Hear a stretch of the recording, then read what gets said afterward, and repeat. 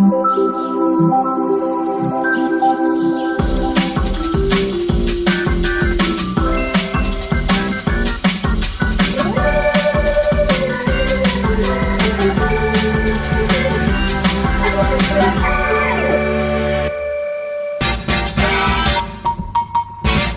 хозяев дома был камин, но разместить его не получалось. Мы соорудим специальную конструкцию. Топку встраиваем в металлический каркас, который пройдет вдоль всей стены. Его части свариваем уже на месте.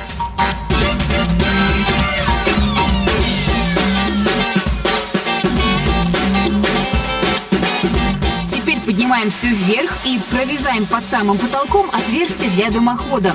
Стропила в кровле расположены слишком близко друг к другу, поэтому делаем вывод в стене. Дымоход двухконтурный, такие называют сэндвич. Он из высококачественной нержавеющей стали, устойчивый к высоким температурным нагрузкам и воздействию агрессивного конденсата. Между слоями металла в дымоходе кремниевая изоляция. Она не дает усадки даже при температуре до 1200 градусов, поэтому не образуется мостиков холода при эксплуатации.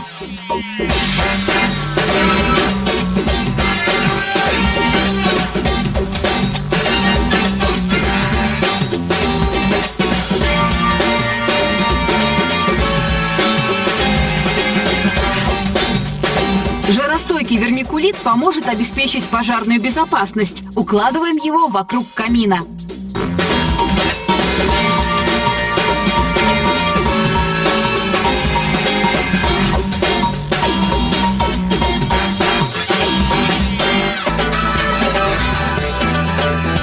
Приступаем к финишной отделке. Керамогранит будем укладывать на усиленный эластичный клей. Он отлично подходит для теплого пола и облицовки стен плиткой крупного размера.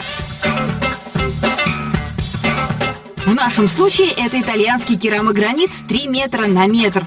Плитка армирована стекловолокном. Это дает большую прочность при толщине всего 3,5 мм.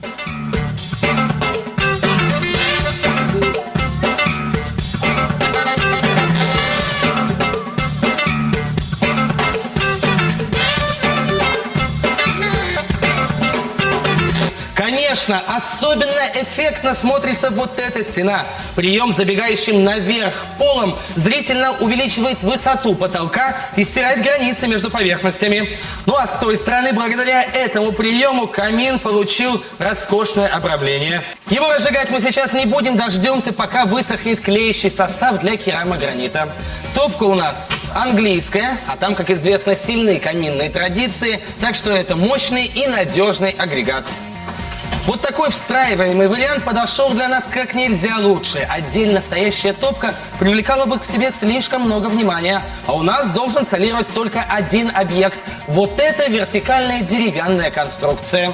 Стекло у топки, разумеется, закаленное. Очень хороший обзор.